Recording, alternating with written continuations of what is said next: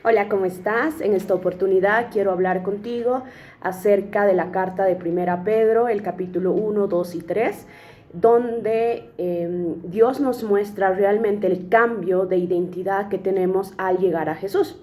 Nosotros, antes de llegar a conocer a Jesús, teníamos una naturaleza, una forma de vida, una forma de comportarnos. Pensábamos, sentíamos, actuábamos de una manera diferente, una manera pecaminosa, y amábamos todo lo que este mundo ofrece. Al llegar a Jesús, al creer en lo que Él hizo en la cruz del Calvario, Él nos perdona nuestros pecados, nos limpia de toda maldad. Creemos en la obra de Dios que resucitó a Jesús de entre los muertos, lo declaramos con nuestra boca y lo creemos en nuestro corazón, y entonces inmediatamente Él escribe nuestro nombre en el libro de la vida y nos sella con su Espíritu Santo. Y ya no tenemos más la anterior naturaleza sin Él, sin su Espíritu, sino que ahora hemos sido transformados por esa obra redentora que se consumió en la cruz del Calvario, y ahora hemos cambiado de identidad. Ya no pertenecemos a este mundo, sino somos integrantes del cielo. Tenemos una ciudadanía celestial. Nosotros somos adoptados como familia de Dios, somos coherederos con Cristo, somos elegidos como su pueblo santo. Entonces hemos tenido un cambio de identidad, y frente a este cambio no podemos actuar de la misma manera. Mira, yo te pongo un ejemplo. Si tú has pasado de ser soltera a casada, cierto que no te puedes comportar de la misma manera que te comportabas cuando eras soltera ahora que eres casada. Lo mismo, si tú antes eras estudiante pero ahora eres profesional, no te puedes comportar como un estudiante cuando ahora eres un profesional. Tienes que ejercer tu profesión, ¿cierto? Hay un cambio en tu identidad. Lo mismo y más aún debería pasar ahora, que tú has cambiado de no creer a creer en Jesús, en la obra que Él está haciendo en tu vida a través de su Espíritu Santo. Entonces deberías pensar, sentir y actuar de manera diferente, que esté correlacionada a lo que tú hoy eres, hija, hijo de Dios. Cierto que tú tienes una manera de comportarte porque tienes un apellido, y tu familia tiene ciertos rituales, ciertas formas de comportamiento diferentes a las de tu vecino. Lo mismo, nuestra identidad debería ser evidente, deberíamos comportarnos de manera diferente ahora que somos hijos de Dios. Y sobre esto habla Primera Pedro en el capítulo 1, 2 y 3. En toda la carta habla sobre esto, pero te animo a que puedas revisar estos 3 capítulos para que puedas engancharte con lo que hoy voy a explicar. Entonces, ¿cuáles son los privilegios de ser hijos de Dios ahora que tenemos ciudadanía con Él? De acuerdo al capítulo 1, pues somos elegidos por Dios. ¿Quién te ha elegido? Dios. Dios ha dado el primer paso. Él nos amó y después nosotros lo amamos a Él. Somos santificados por el Espíritu Santo. Esto nos dice en el versículo 1 del capítulo 1.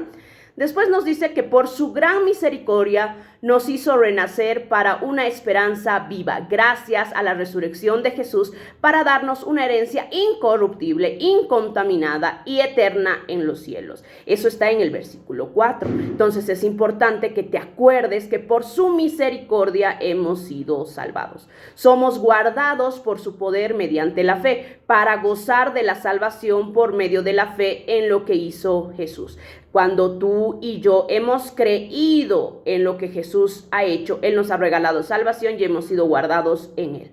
Somos rescatados de nuestra vana manera de vivir. Como vivíamos antes, Él nos ha rescatado. Ya no tenemos que vivir bajo el poder del pecado. Ahora somos libres en Él por su preciosa sangre. Eso está en el versículo 18 y 21 del capítulo 1.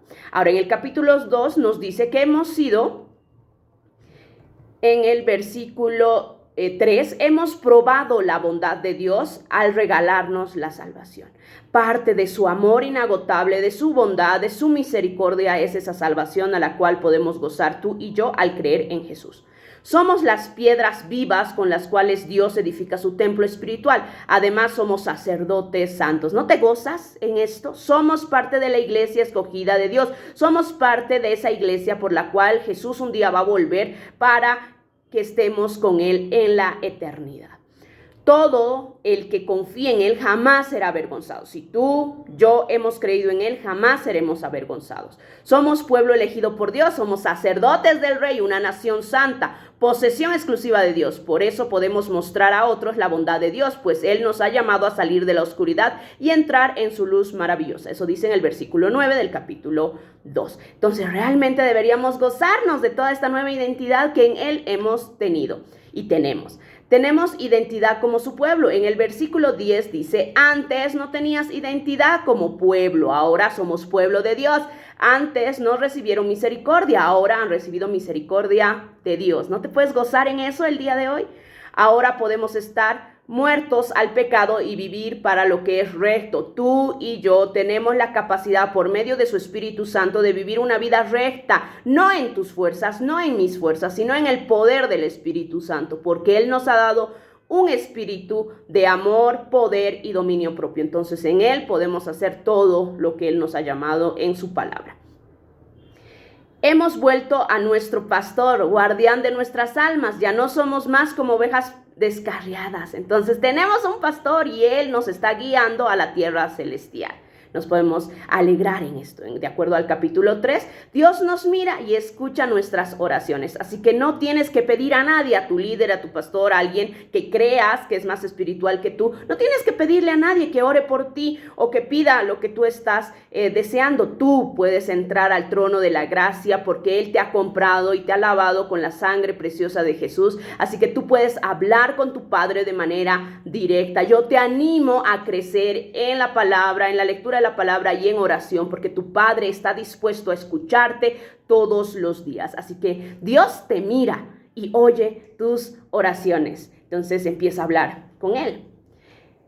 Tenemos el privilegio de entender y creer lo que dice en el versículo 18 del capítulo 3. Cristo sufrió por nuestros pecados una sola vez y para siempre. Él nunca pecó. En cambio, murió por los pecados para llevarnos a salvo con Dios. Sufrió la muerte física, pero volvió a la vida en el Espíritu.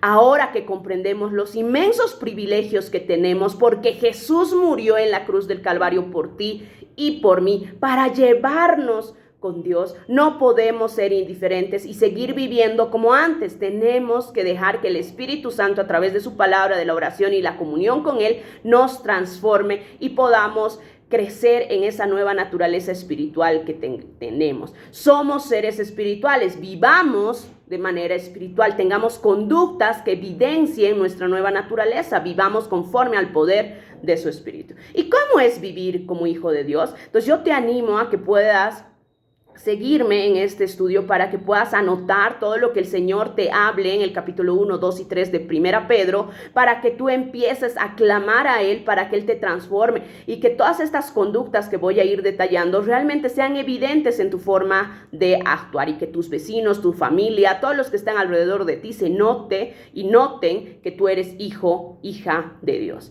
En el capítulo 1 nos dice que deberíamos vivir obedeciendo su palabra, no volviendo a nuestra manera vieja de vivir. Entonces, ¿cómo puedes obedecer algo que no conoces? Entonces, por eso yo te animo a que leas la Biblia, porque no vas a poder obedecer lo que no conoces.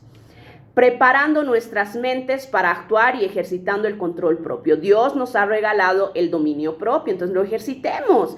Y también Él nos dice en su palabra que debemos ser transformados por su palabra en Romanos 12:2. Entonces yo te animo a que puedas fortalecer tu mente de la palabra de Dios. Estudia, memoriza, medita, recita la palabra de Dios. Medita en ella de día y de noche, como nos llama a hacerlo el Salmo 1. Y también Filipenses 4:8. Piensa en todo lo bueno, agradable ante nuestro Señor. Entonces que nuestras mentes sean transformadas por su palabra, poniendo toda nuestra esperanza en la salvación inmerecida que recibieron cuando Jesús fue revelado al mundo. Entonces nuestra salvación es esa, que Jesús vino, murió por nosotros y tenemos que poner toda nuestra esperanza en ello. Seamos santos porque nuestro Padre es santo. Entonces, si tú formas parte de la familia de Dios y Dios es santo, tú tienes que ser santo. Que el Señor te ayude a caminar en santidad a través de su Espíritu Santo.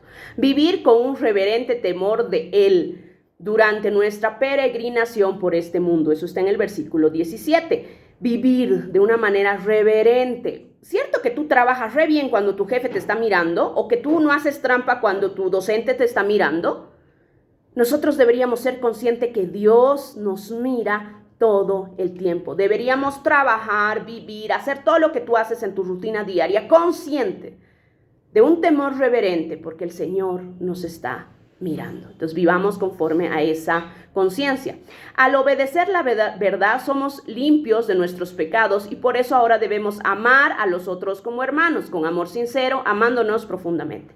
¿Realmente podrían decir de ti que eres una persona amorosa? ¿Estás amando a tus vecinos? ¿Estás amando a tus colegas de trabajo? ¿Estás amando a los que estudian contigo?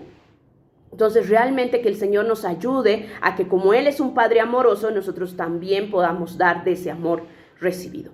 Y en el capítulo 2 dice que deberíamos deshacernos de toda mala conducta. Yo te animo a que tú puedas ser consciente y que el Señor te revele qué malas conductas estás teniendo dentro de tu diario vivir, qué malas conductas estás teniendo, y que el Señor te ayude a que sean reveladas ante ti, te puedas arrepentir y Él te limpie de toda maldad. Acabando con todo engaño, hipocresía, celos y toda clase de comentarios hirientes. Engaños, que no haya palabra de mentira en tu boca. Hipocresías, mostrarnos como las cosas como que no son. No que tengamos envidia, sino alegremos de lo bueno que pasa a nuestros hermanos. Y que Dios quite de nuestra boca toda palabra hiriente. ¿Cómo hablas a tus hijos? ¿Cómo hablas a tu esposo? ¿Cómo le hablas al vecino? ¿Cómo le hablas a ese colega el cual tienes choques en el trabajo? ¿Estás teniendo palabras hirientes? Que el Señor te ayude a que tus palabras siempre denoten tu fe. Que toda palabra salida de tu boca sea para impartir gracia y estímulo a los que escuchan. Que toda palabra mala sea quitada de tu boca. Deberíamos también, como bebés recién nacidos, anhelar la leche fresca, que es la palabra de Dios, para que realmente todo el tiempo estemos con alimento nutritivo. Eso dice el versículo 2. Y ahora, como peregrinos, ¿cómo deberíamos actuar ahora que somos peregrinos? Porque estamos yendo a la ciudad celestial, estamos yendo a nuestra verdadera ciudad que está en el cielo. Deberíamos alejarnos de los deseos mundanos que luchan contra el alma. Aléjate de todo lo que el mundo te puede ofrecer. No podemos ser amigos del mundo y amigos de Dios. Entonces tenemos que estar rechazando lo que el mundo ofrece y estar alineados con lo que Dios quiere. Procuremos llevar una vida ejemplar entre nuestros vecinos no creyentes, así que cuando ellos nos acusen de algún mal, pues se den cuenta que tenemos una conducta honorable, y esto dé la gloria a nuestro Dios. Entonces yo te animo a que podamos vivir de una manera honrosa delante de nuestros vecinos. Por amor al Señor, tú y yo, dice en el versículo 14, debemos someternos a las autoridades. ¿Qué autoridades están encima tuyo actualmente? Tus padres, tal vez tu esposo, jefes, no sé, líderes en tu iglesia, obviamente gobernantes, alcaldes, presidentes, y todo gobernador viene pues de Dios. Entonces, la palabra dice que por amor al Señor nosotros debemos someternos a toda autoridad. Esto es agradable a Dios. Entonces, honremos a las autoridades y no hablemos mal, más bien oremos por ellas, porque esto nos manda el Señor. Vivamos de manera honorable, esa es la voluntad de Dios. Somos libres, pero a la vez esclavos de Dios. No somos libres para andar en conductas pecaminosas, somos libres para obedecerle en amor a Él. Respetemos a todos y amamos a la familia de los creyentes. Que tu boca denote que respetas a las personas. No maltrates a la gente. Habla con respeto, trata con respeto. Esto es lo que nos manda el Señor. Tememos a Dios y respetamos a las autoridades, nos vuelve a decir en el versículo 17. Nos manda someternos a las autoridades con todo respeto, haciendo lo que ellos nos ordenan, no solo si son buenos, sino también si son malos, porque esto es agradable al Señor, que Jesús sufrió por nosotros y nosotros también deberíamos gozarnos en sufrir cuando nuestras autoridades no son buenas, porque esto le agrada al Señor. Entonces no es que tengas que sujetarte o respetar a la autoridad cuando son buenos, tienes que respetar a la autoridad por obediencia a Dios. Jesús jamás pecó ni engañó a nadie, no respondía cuando lo insultaban ni amenazaba con vengarse cuando sufría. Dejaba su causa en las manos de Dios, quien siempre juzga con justicia. Nosotros debemos procurar actuar como Él, siguiendo su ejemplo. Eso nos dice en el versículo del 18 al 23 del capítulo 2. Ahora, con el capítulo 3 nos dice que tengamos compasión unos a otros. Entonces, no actuemos de manera intolerante, impaciente, seamos compasivos con nuestros hijos, con nuestros vecinos, con los creyentes que están llegando a la iglesia, con nuestros líderes, con todas las personas que el Señor nos ha puesto a nuestro alrededor, seamos compasivos. Amémonos, dice, como hermanos y hermanas. Desde el versículo 8 al 12 del capítulo 3 nos va dando varias conductas o formas de comportamiento que deberíamos tener como peregrinos. No paguen mal por mal, entonces no pagues mal por mal, no insultes, no devuelvas insulto por insulto, sino paga con bien el mal recibido, que el bien tuyo gane al mal recibido, porque el Señor dice, si quieres disfrutar de la vida y ver días buenos, refrena tu boca de hablar el mal y tus labios de decir mentiras. Yo estoy segura que el día de hoy quieres disfrutar de la vida, quieres días felices, entonces tú aprende y enseña a los tuyos, a tus hijos, a refrenar su lengua de hablar el mal y a no decir mentiras. El Señor nos manda a apartarnos del mal y hacer el bien, a buscar la paz y esforzándonos por mantenerla. Ahí donde Dios te ha puesto, en el trabajo, escuela, universidad, donde sea que el Señor te haya establecido, esfuérzate por mantener la paz. Tú sé un promotor de paz, de armonía, no de conflictos. En medio del conflicto tú llevas solución, tú llevas respuesta de cambio, tú llevas lo bueno, no lo malo. Después Él nos manda a sufrir por hacer el bien. Esto está en el versículo 13 y 14. También nos llama a estar siempre preparados para explicar nuestra fe. Si alguien te pregunta ¿por qué actúas así, así, así? ¿O por qué estás gozoso en medio de la tribulación, en medio de la falta de alimento, economía, todo de nuestro país? ¿Por qué tú continúas con fe, con gozo, con esperanza? Entonces ahí tú tienes que estar listo para hablar de Jesús y lo que Jesús está haciendo en tu vida por medio de su Espíritu Santo. Dice también que debemos mantenernos siempre la conciencia limpia. Entonces, cuando hablen en contra de nosotros, serán avergonzados al ver nuestra manera recta de vivir, porque pertenecemos a Cristo. ¿Por qué debes hacer bien las cosas? ¿Por qué? Porque el Espíritu Santo te está transformando y se evidencia ese fruto. Tú como árbol bueno plantado en la presencia de Dios tienes que dar fruto bueno, no hay más, no puedes estar en la presencia del Señor y dando malos frutos. Que el Espíritu Santo te transforme, nos transforme a ti, a mí, a partir de su palabra, de su Espíritu Santo y en el caminar que tenemos en este proceso de santificación con Él. Entonces que se evidencie, hija, hijo, de quién eres. Entonces yo te animo a que tú puedas leer cada una de estas especificaciones que te doy dando en el capítulo 1, 2 y 3 de Primera Pedro, que tú realmente puedas ser consciente del privilegio que tenemos ahora que formamos parte de la familia de Dios, que no ha sido fácil que tú y yo seamos injertados en este pueblo de Dios, sino que esto ha sido pagado por la sangre preciosa de Jesús y nosotros al creer hemos sido puestos como parte de la familia de Dios, y esto conlleva un cambio en tu manera de pensar, sentir y actuar, que Primera Pedro nos hace una lista como la que hoy te he hecho de cómo deberíamos vivir. Yo te animo a que tú puedas orar y pedirle al Señor que te transforme, que todo lo que tú hagas evidencie tu fe, que todo lo que tú hagas, que la meditación de tu mente y la palabra que salga de tu boca pueda evidenciar, hija, hijo, de quién eres. Te animo a que puedas pasar tiempo meditando en su palabra y orando, porque recuerda, el Dios que ha creado todo te mira y te escucha. Conmigo será hasta una siguiente oportunidad. Nos vemos. Chao, chao.